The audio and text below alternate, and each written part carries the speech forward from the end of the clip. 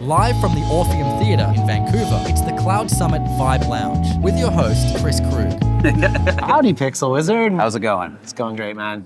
Hey, it's Chris Krug and Kevin Friel. We're here at Cloud Summit Vancouver during Web Summit Vancouver 2025, and we're just getting kicked off with our little Vibes Lounge video blog thing here. Yeah. Great to be here. It's especially at the Orpheum. This place is gorgeous. Yeah, man. Even with the soundtrack, which may or may not be in the final video. So yeah.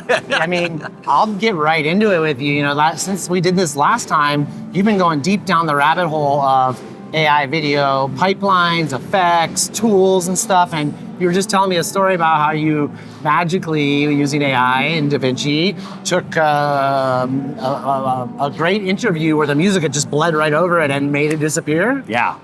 We are living in times where we have so much opportunity to get things to the best that they can be with free or cheap tools comparatively. You know, when you think of when I first got in the video production game, I paid $1,700 every couple of years for 2 Adobe seats, right. You know, and I would have to pay that upgrade every couple of years to get the latest and greatest.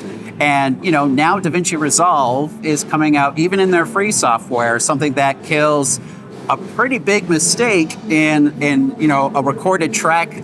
It's happened to us so many times in our lives, you know, like wind noises, sirens, all sorts of, you know, audio bleeding and stuff. You know, it's not like we always have soundproof studios when we're on location and stuff. Absolutely. Oh, case in point, you know. If you can't hear it, there's an amazing 5-piece cover band playing in the background here.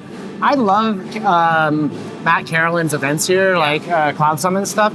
He's got his 11-year-old son DJing between the keynotes up there on stage. That's awesome. He's got a live band out here doing covers between those different keynotes and stuff. And it's just like, you know, we are always so like working hard to be taken seriously that I think a lot of folks who are doing stuff like this forget to have fun. Yeah. And so I just love the spirit of fun and play and stuff that Matt brings to these events and stuff. So absolutely. If you know, these things are so big and it's changing so quickly that if you can't step back and look at it with a human, you know, viewpoint, and that includes like joy and empathy and kindness and consideration on top of the foreboding and threat to what is humanity as well. What are we here for? You know? I see what you're saying. Yeah, I mean, that's a big part of why I'm doing these Vancouver AI events too, is like, there's a lot of amazing, exciting stuff happening and a lot of like uncertain, fearful chaos as well. And like, we both want to like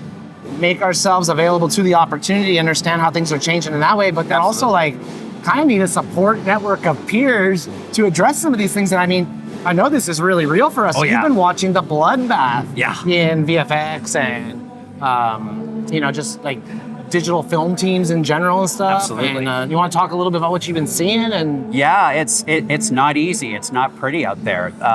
We have, you know, really 5 major world-shaking business climates that have had a confluence at once between COVID shutting everything down for a while, the streaming business model having a tremendous boom and then a huge bust once the shareholders saw there was such a loss of profit to the tune of, on average, $6 billion per year for each streamer was what they were bleeding to try and get subscribers and production costs, basically. Because it was a real open season, up until land grab mentality. People were just trying to put productions into the wild. If you sent Netflix and anything, you probably got green lit. And absolutely, there was an abundance of wild, wild west, not only as creators and producers, but also for workers as well. Yeah. In visual effects, you know, there were so many people working, and there just weren't enough to get the jobs done. I mean, I had people, and myself included, working across 2 or 3 different shows at the same time, all very high level, high pressure ones, just to keep up with the demand and make sure the contracts kept coming in this boom time. And the bust happened really quickly. Once the strikes came into place, it gave everyone pause to see that, you know, this is a region where there's a lot of faults here, and you know, the bean counters suddenly saw that. They pulled the plug on a lot of things, and now we're seeing this massive contraction now where it's maybe 30% of what was being commissioned at 2022 levels. And a lot of it not happening in North America either. You've probably all seen a lot of the headlines, particularly about LA, where it's a particular crisis of production. Runaway is a thing. The UK, South Africa, Australia, and somewhat Toronto, and a tiny bit here, nowhere near what it used to be.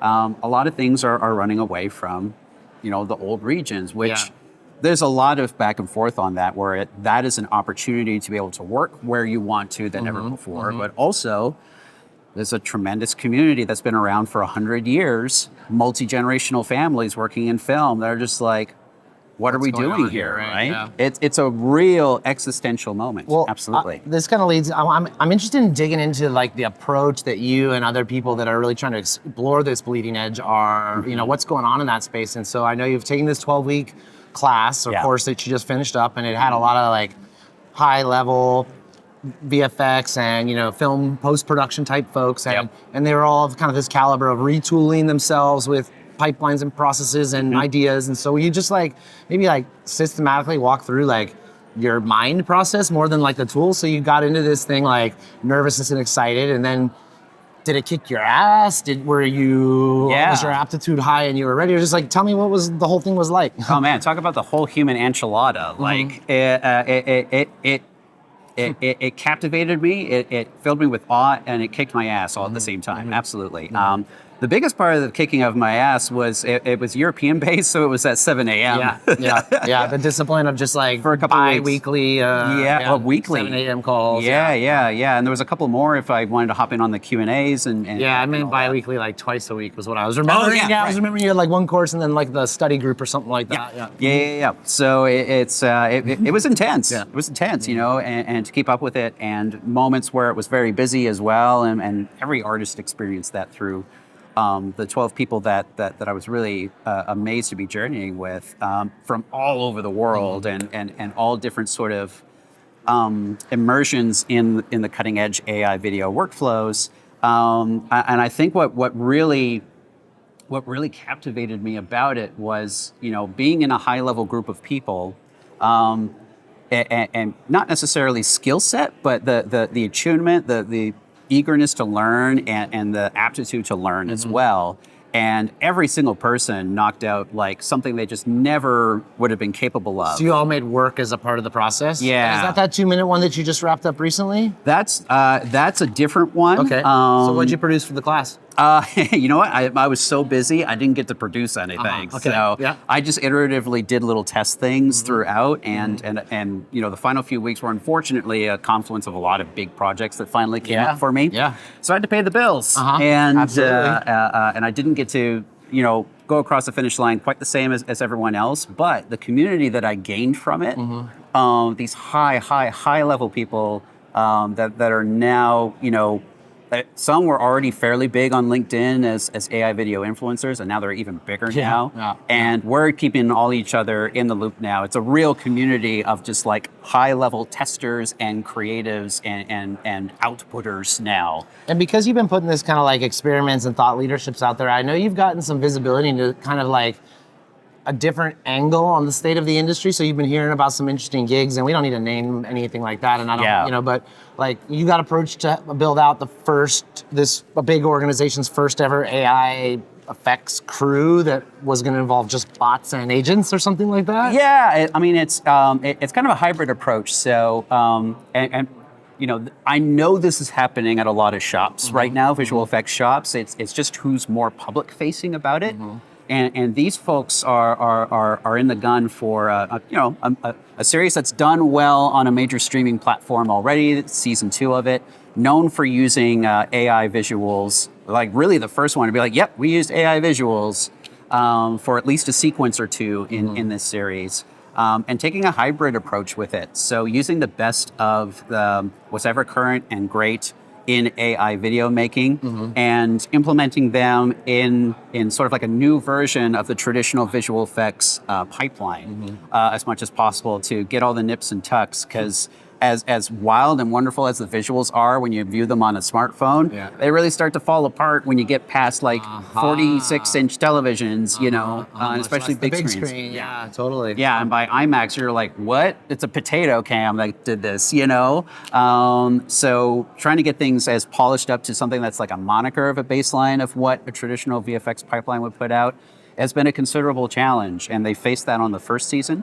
And even in just like the past couple of weeks to the last few days, like that capacity to get there has turbocharged unbelievable, immensely. man. So here you take this 12-week course exploring the state of the art, and that wrapped up 3 weeks ago. Yep. And now all this brand new stuff is out. Yeah. That like VO3 that Yes. now does voices and talking and background sounds. Yep. And I mean, you would even know better than I. What else are you experimenting with that's just dropped? Yeah, so in terms of like open source local stuff, the WAN model plus Vase add-on is huge right now.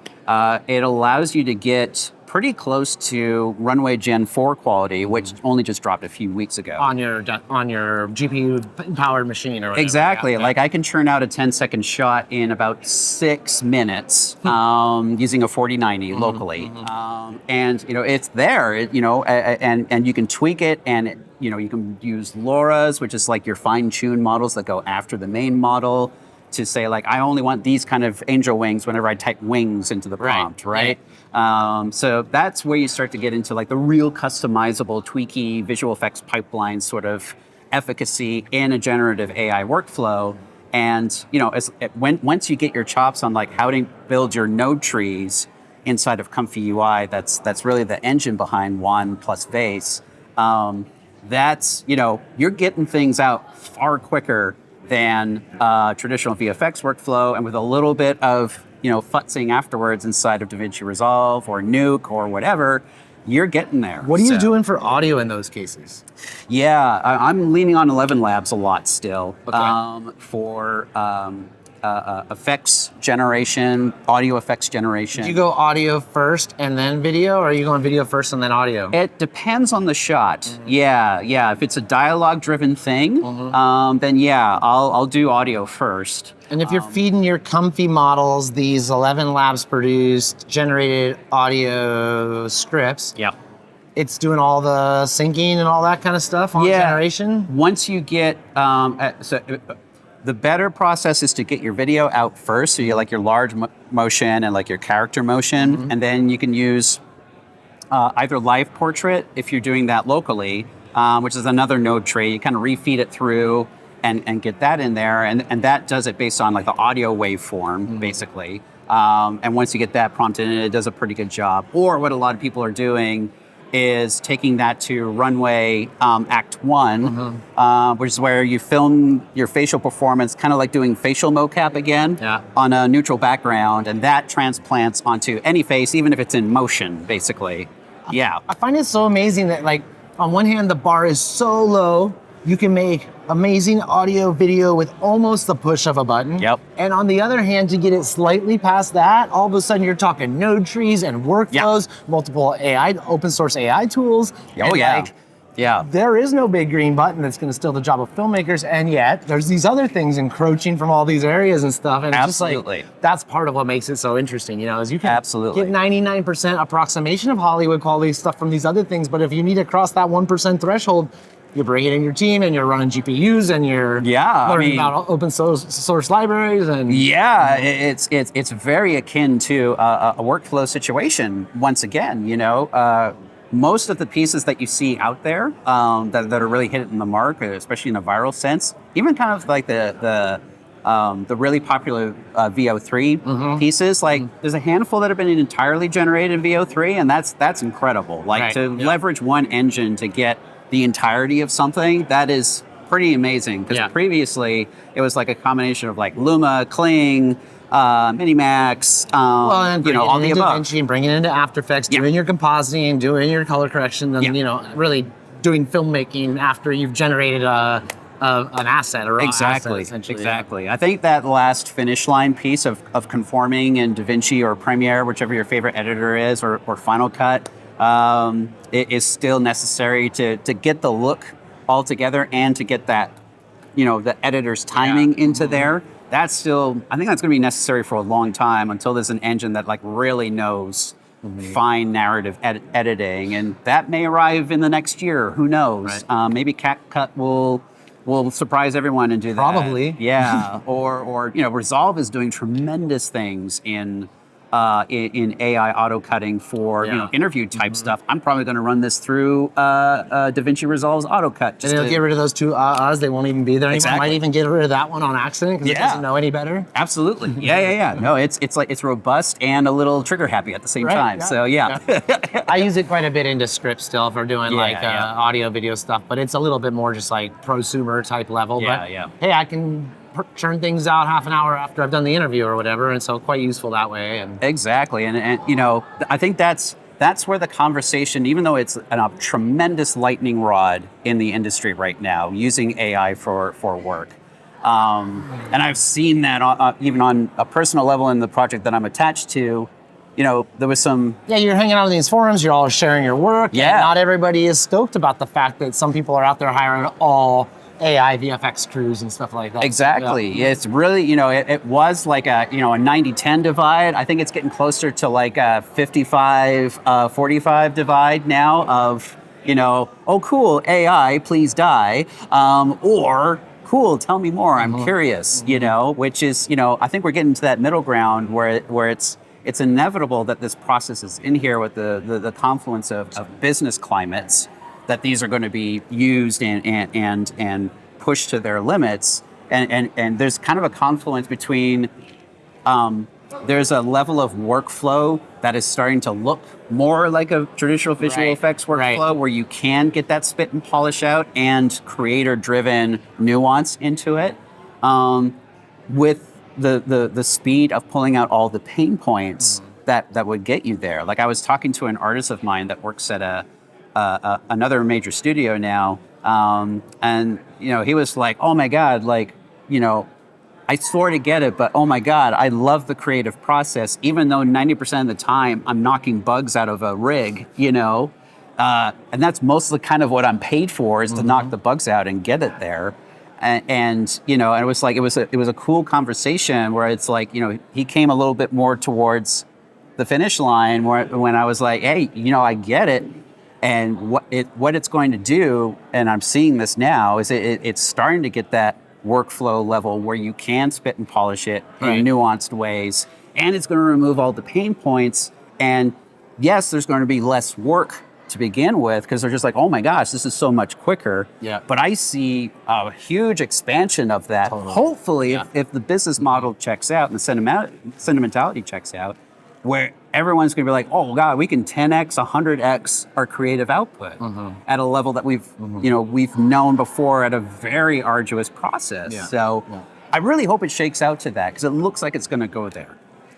Mr. Pixel Wizard, it's always a pleasure, man. Yeah. I thank you for leading the charge in this space. I mean, here in Vancouver, we've got such like a tightly integrated creative digital economy around all these things of films and effects and whatever. And I lose sleep over the fact that like a small ripple in that thing, even like let's say 20% of juniors laid off in a animation spot, like that's definitely having impacts on our communities and in our neighborhoods and stuff. And so I don't know, man, I always learn so much from you, and it's fun to collaborate with you on these things, hearing stuff, man. And I'm excited about hearing and seeing your film tomorrow night at the AI meetup and stuff. So, and on a personal level too, it's just been fun.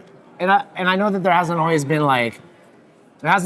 a smooth sailing or whatever, but it's been enjoyable watching you grow, question these things, stepping up and pulling yourself up to them, having it not work the way you expect, banging it into submission, and then coming out in this place where I know you're part of the most interesting conversations that are going on right now in this space. And so keep going. I appreciate you sharing all the knowledge that you do with all of the people around us and stuff. And so, yeah, you're up to good things. I can't wait to see what you get up to, bro. Thanks, bud. Yeah. Like, the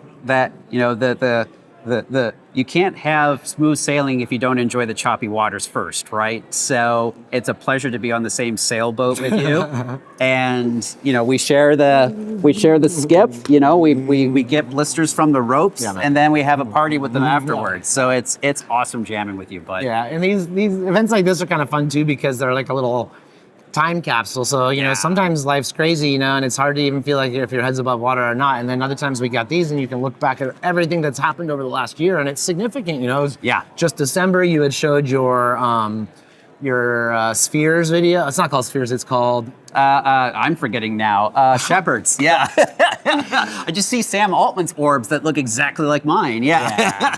Is that what Sam and the Apple guy are putting out? I think that's out there and kind of going already, because there's been a little bit more scuttlebutt about that lately. Yeah. But I'd be curious to see what Ives got up his sleeve. That guy is a proper wizard. Yeah, so man. yeah. All right, well, thanks for making this happen. I'm going to go into the fray and see what we can drag up here next. Thanks good, to the organizing committee of Cloud Summit Vancouver and Matt Carolyn and BB Souza. Love coming and hanging out in your house and meeting all the cool geeks, nerds, and dorks.